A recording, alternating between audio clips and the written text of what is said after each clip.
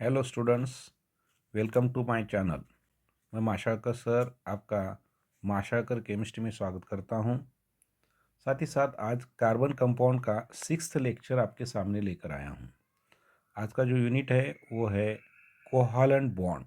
ठीक है बच्चों, कोहालेंट बॉन्ड बहुत ही इम्पोर्टेंट है ये कंसेप्ट, क्योंकि जब बच्चे कोहालेंट बॉन्ड अच्छी तरह से जानते हैं तो आगे जाकर स्ट्रक्चर किस तरीके से लिखना चाहिए, उसका रिप्रेजेंटेशन कैसा करना चाहिए, इसका डिटेल जानकारी हम इसमें थोड़ा सा लेना चाहते हैं। ठीक है बच्चों, तो आज सबसे पहले हम देखेंगे कोहालेंट बॉन्ड। ठीक है, लेक्चर शुरू करने से पहले आप मेरे चैनल को सब्सक्राइब कीजिए, लाइक कीजिए और अपने फ्रेंड के साथ उसको शेयर कीजिएगा। ठीक है बच्चों, सबसे पहले हम देखते हैं कोहालेंट बॉन्ड का मतलब क्या होता है। कोहालेंट बॉन्ड ठीक है, डेफिनेशन देखेंगे। A bond which is formed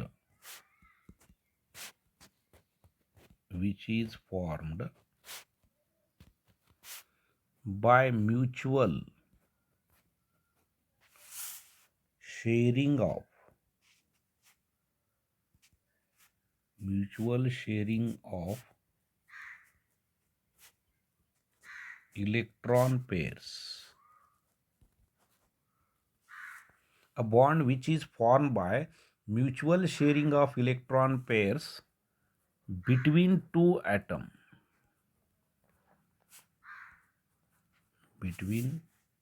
atoms.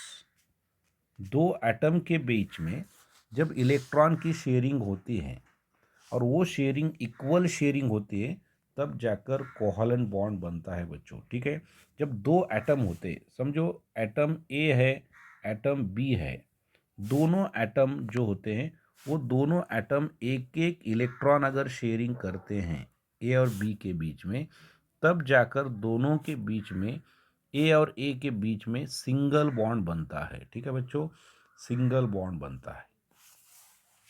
दूसरा है ए और बी, ये दोनों के बीच में जब दो दो इलेक्ट्रॉन की शेयरिंग होती है, यानी कि ए और बी दोनों इक्वल इलेक्ट्रॉन शेयरिंग, यानी कि दो दो इलेक्ट्रॉन की शेयरिंग करते हैं, तब जाकर दोनों के बीच में डबल बॉन्ड फॉर्मेशन होता है।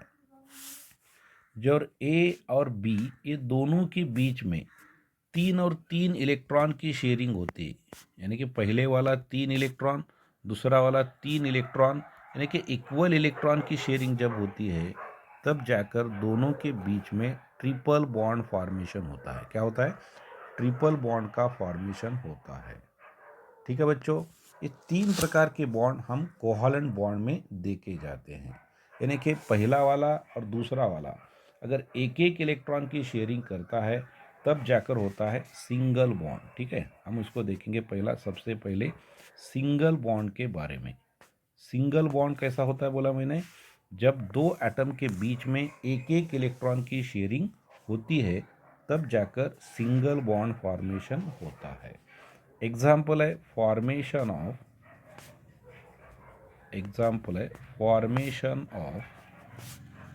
H2 molecule.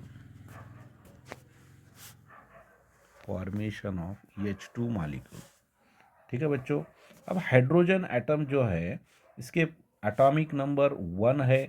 वैलेंस शेल में इलेक्ट्रॉन जो होता है वो 1 होता है, यानी कि पहला वाला हाइड्रोजन एक इलेक्ट्रॉन लेता है, जब दूसरा वाला हाइड्रोजन के पास भी एक इलेक्ट्रॉन होता है।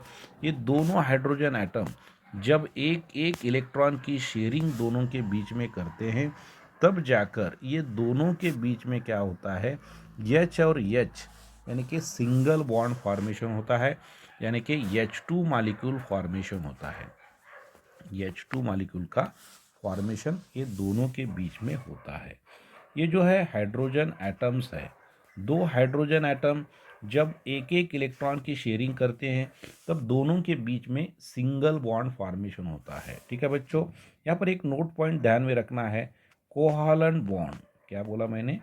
कोहालेंट बॉन्ड। ठीक है, represented covalent bond represented by small line।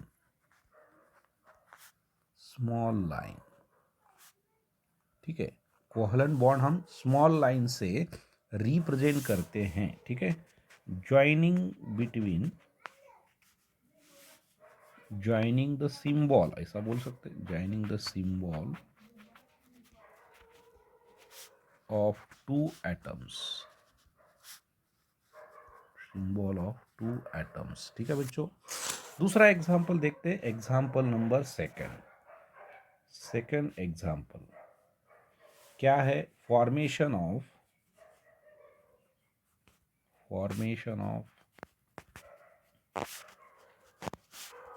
HCl molecule, formation of HCl molecule, ठीक है बच्चों। हाइड्रोजन एटम जो होता है उसके पास वैलेंस शेल में 1 इलेक्ट्रॉन होता है, और क्लोरीन जो एटम होता है उसका एटॉमिक नंबर 17 है, और उसका जो कॉन्फ़िगरेशन होता है 287, यानी कि वैलेंस शेल में कितना इलेक्ट्रॉन है बच्चों? इसके वैलेंस शेल में 1 इलेक्ट्रॉन है, इसके वैलेंस शेल में कितने इलेक्ट्रॉन है? 7 इलेक्ट्रॉन है। जब हाइड्रोजन एटम के वैलेंस शेल में 1 इलेक्ट्रॉन है बच्चों, 1 इलेक्ट्रॉन, उसके बाद क्लोरीन के पास कितना बोला मैंने? क्लोरीन के पास 7 इलेक्ट्रॉन इसके वैलेंस शेल में होते हैं, ठीक है बच्चों। ये 7 इलेक्ट्रॉन, यानी कि क्लोरीन को ऑक्टेट कंप्लीट करने के लिए 1 इलेक्ट्रॉन की जरूरत है, और हाइड्रोजन एटम को डुप्लेट कंप्लीट करने के लिए 1 इलेक्ट्रॉन की जरूरत है। ये दोनों क्या करते? एक एक इलेक्ट्रॉन की शेयरिंग करते हैं। क्या करते हैं? एक एक इलेक्ट्रॉन की शेयरिंग दोनों के बीच में किया जाता है। इससे क्या होता है? क्लोरीन का ऑक्टेट कंप्लीट होता है। क्लोरीन के खुद के 7 इलेक्ट्रॉन और हाइड्रोजन का 1 इलेक्ट्रॉन, यानी कि क्लोरीन का क्या हो गया? ऑक्टेट कंप्लीट हो गया।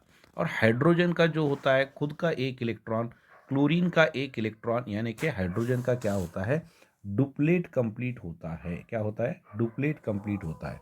इसलिए दोनों एटम क्या होते हैं? स्टेबल होते हैं बॉन्ड फॉर्मेशन की वजह से। क्या होता है? बॉन्ड फॉर्मेशन की वजह से दोनों एटम क्या होते हैं? स्टेबल होते हैं। एक और एक इलेक्ट्रॉन शेयरिंग करने की वजह से H और Cl के बीच में क्या होता है? सिंगल बॉन्ड फॉर्मेशन होता है। क्या होता है? सिंगल बॉन्ड फॉर्मेशन होता है, ठीक है बच्चों। इसके बाद हम थर्ड एग्जाम्पल की तरफ मुड़ेंगे। फॉर्मेशन ऑफ, नेक्स्ट है फॉर्मेशन ऑफ Cl2 मॉलिक्यूल। क्या बोला मैंने? Formation of Cl2 molecule. अब Cl2 मॉलिक्यूल का फॉर्मेशन कैसा होता है? ठीक है बच्चों, क्लोरीन है, एटॉमिक नंबर 17 है, इलेक्ट्रॉन का डिस्ट्रीब्यूशन 2, 8 और 7 है। इसका मतलब लास्ट सेल में कितने इलेक्ट्रॉन है? 7 इलेक्ट्रॉन, जिसे हम बोलते हैं वैलेंस सेल इलेक्ट्रॉन। क्या बोलते हैं उसको हम? वैलेंस सेल इलेक्ट्रॉन, ठीक है। पहले वाले क्लोरीन के पास वैलेंस सेल में कितने इलेक्ट्रॉन है? यानी कि 7 इलेक्ट्रॉन्स पहले वाले क्लोरीन के पास में वैलेंस सेल में है। दूसरा जो क्लोरीन है उस क्लोरीन के पास वैलेंस सेल में कितने इलेक्ट्रॉन है? 7 इलेक्ट्रॉन्स है बच्चों, यानी कि ये 2, 8 और 7। इसके पास क्या है? 2, 8, 7। दोनों के वैलेंस सेल में कितने इलेक्ट्रॉन है? 7 और 7 इलेक्ट्रॉन। दोनों को ऑक्टेट कंप्लीट करने के लिए कितने इलेक्ट्रॉन की जरूरत है? 1 इलेक्ट्रॉन की जरूरत है। दोनों को क्या है? ऑक्टेट कंप्लीट करने के लिए 1 इलेक्ट्रॉन की जरूरत है। इसलिए पहला वाला क्लोरीन क्या करता है? 1 इलेक्ट्रॉन, और दूसरा वाला क्लोरीन क्या करता है? 1 इलेक्ट्रॉन दोनों के बीच में रखते हैं, यानी कि शेयरिंग एक एक इलेक्ट्रॉन की करते हैं, ठीक है बच्चों।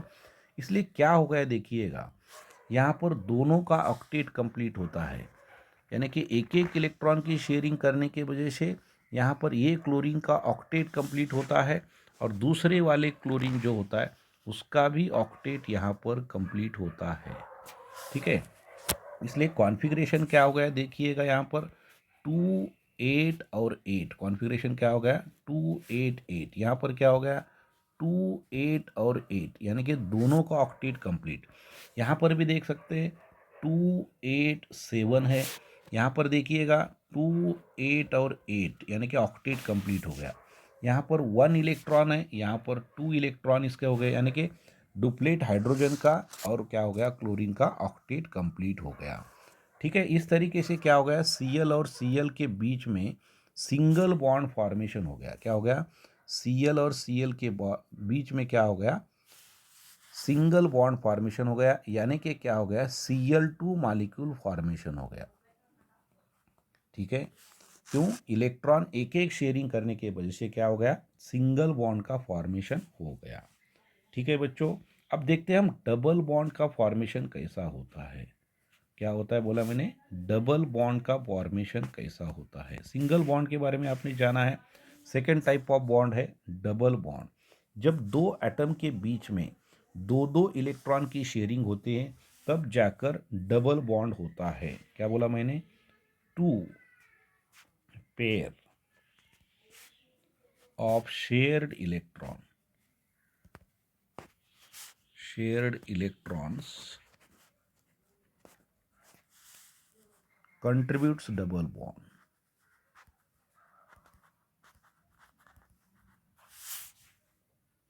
डबल बॉन्ड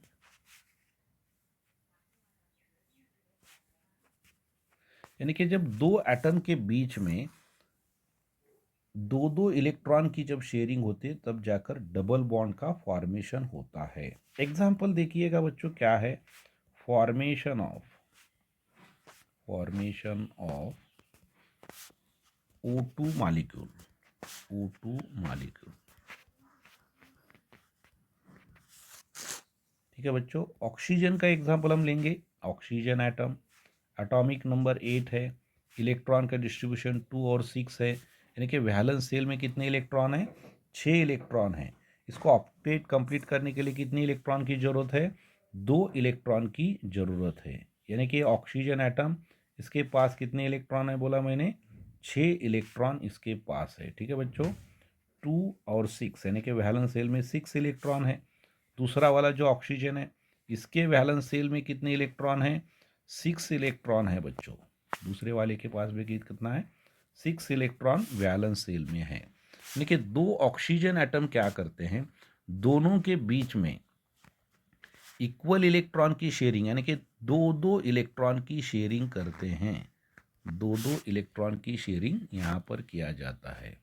इसलिए अब क्या हो गया, ये वाला ऑक्सीजन जो होता है 2 और 8 यानी कि ऑक्टेट कंप्लीट हो गया। दूसरा वाला जो है 2 और 8 यानी कि दूसरे वाला का भी क्या हो गया, ऑक्टेट कंप्लीट हो गया बच्चों, ऑक्टेट कंप्लीट हो गया। ठीक है, दोनों के बीच में ऑक्टेट का कंप्लीशन होता है, यानी कि स्टेबिलिटी फॉर्मेशन होता है। जब एटम डुप्लेट स्टेट में जाता है, जब एटम ऑक्टेट स्टेट में जाता है, रूल ऑफ डुप्लेट और रूल ऑफ ऑक्टेट क्या बोलता है कि वो एटम क्या होता है, स्टेबल हो जाता है बच्चों। इसलिए ऑक्सीजन एटम जो मॉलिक्यूल फॉर्मेशन करता है तब वो क्या होता है, स्टेबल बनता है। ठीक है, यानी कि ऑक्सीजन ऑक्सीजन के बीच में दो दो इलेक्ट्रॉन शेयरिंग होने के वजह से दोनों के बीच में क्या हो गया, डबल बॉन्ड का फॉर्मेशन हो गया। क्या हो गया, डबल बॉन्ड का फॉर्मेशन हो गया।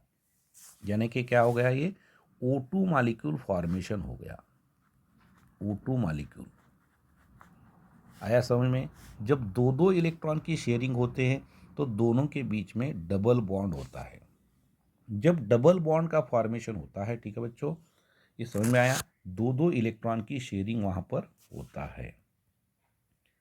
ठीक है, समझ में आया आपको डबल बॉन्ड किस तरीके से होता है। कार्बन और कार्बन के बीच में डबल बॉन्ड हो सकता है बच्चों, कार्बन और ऑक्सीजन के बीच में डबल बॉन्ड हो सकता है, कार्बन और कार्बन डबल बॉन्ड, कार्बन और सल्फर के बीच में डबल बॉन्ड का फॉर्मेशन होता है। ठीक है बच्चों, कार्बन और ऑक्सीजन के बीच में डबल बॉन्ड का फॉर्मेशन हो सकता है जब दो दो इलेक्ट्रॉन की शेयरिंग वहाँ पर होती है। ठीक है बच्चों, और थर्ड वाला हम एग्जाम्पल यहाँ पर लेने वाले हैं, वो होता है ट्रिपल बॉन्ड। कौन सा है अब ये, ट्रिपल बॉन्ड। सिंगल बॉन्ड आप जानते हैं जब एक एक इलेक्ट्रॉन की शेयरिंग होते हैं, डबल बॉन्ड जब दो दो इलेक्ट्रॉन की शेयरिंग होती है, ट्रिपल बॉन्ड जब 3 और 3 म्यूचुअल इलेक्ट्रॉन शेयरिंग होना है, 3 इलेक्ट्रॉन पेयर्स। ठीक है बच्चों, क्या बोला मैंने, 3 pair of electrons,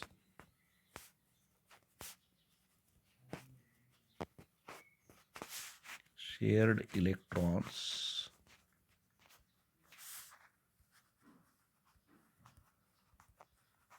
constitutes triple bond. उसके बीच में क्या होता है, ट्रिपल बॉन्ड। ट्रिपल बॉन्ड कब होता है, जब दोनों एटम इक्वल यानी कि 3 और 3 इलेक्ट्रॉन की शेयरिंग करते हैं, तब जाकर दोनों के बीच में ट्रिपल बॉन्ड का फॉर्मेशन होता है। इसका एग्जाम्पल देखेंगे हम, फॉर्मेशन ऑफ N2 मॉलिक्यूल। क्या बोला मैंने? Formation of N2 molecule. Nitrogen और नाइट्रोजन के बीच में ट्रिपल बॉन्ड। ठीक है बच्चों, नाइट्रोजन एटॉमिक नंबर 7 है, इलेक्ट्रॉन का डिस्ट्रीब्यूशन 2 और 5 है। वैलेंस शेल में कितने इलेक्ट्रॉन है बच्चों? 5 इलेक्ट्रॉन है। पहला वाला नाइट्रोजन यानी कि 2 और 5, यानी कि वैलेंस शेल में इसके पास कितने इलेक्ट्रॉन है बोला मैंने?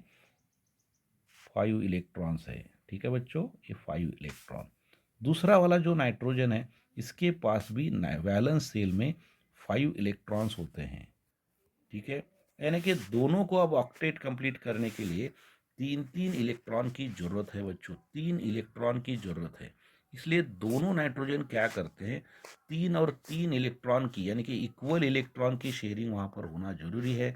जब 3 और 3 इलेक्ट्रॉन इक्वल इलेक्ट्रॉन की शेयरिंग होते हैं, यानी कि दोनों का ऑक्टेट कंप्लीट हो गया, 2 और 8। ठीक है बच्चों, यानी कि 3 इलेक्ट्रॉन शेयरिंग करने के वजह से ये दोनों के बीच में क्या होता है? ठीक है, ट्रिपल बॉन्ड का फॉर्मेशन होता है। क्या होता है बोला मैंने? ट्रिपल बॉन्ड का फॉर्मेशन ये दोनों के बीच में हो जाता है बच्चों। ट्रिपल बॉन्ड का फॉर्मेशन ये दोनों के बीच में हो जाता है। इसलिए मैंने क्या बोला, नाइट्रोजन और नाइट्रोजन के बीच में ट्रिपल बॉन्ड का फॉर्मेशन होता है, यानी कि N2 मॉलिक्यूल फॉर्मेशन होता है। फॉर्मेशन ऑफ N2 मॉलिक्यूल आया समझ में आपको? और सारे एग्जाम्पल है यहाँ पर ट्रिपल बॉन्ड का। कार्बन और कार्बन के बीच में ट्रिपल बॉन्ड का फॉर्मेशन होता है।